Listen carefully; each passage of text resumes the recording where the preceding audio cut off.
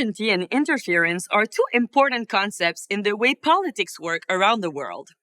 But first, it's important to understand what sovereignty is in order to understand what interference is, because interference can't exist without sovereignty. Let's start by defining sovereignty and then circle back to the definition of interference later on.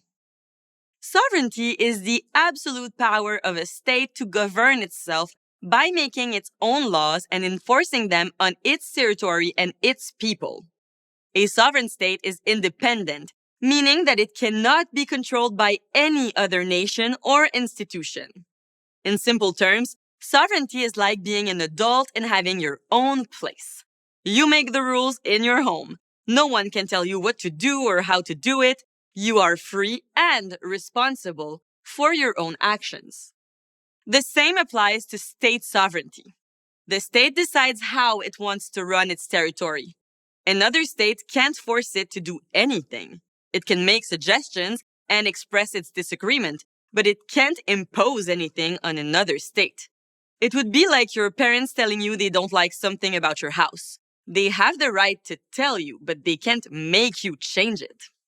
Now that we have clarified what sovereignty is, let's talk about interference.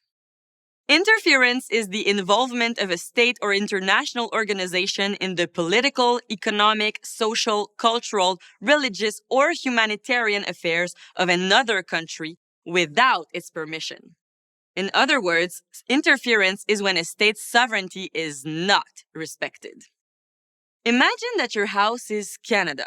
You are the Canadian government and your mother is the British government. Interference would be like if you came home from work and your mother had painted your kitchen without your permission.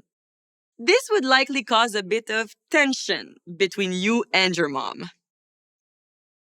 At the end of the day, each state is sovereign and can govern its country however it wants, just like you would do in your own home.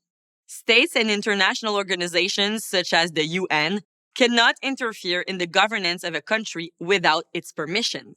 They can offer their opinions, but they cannot take action without the consent of the country's government.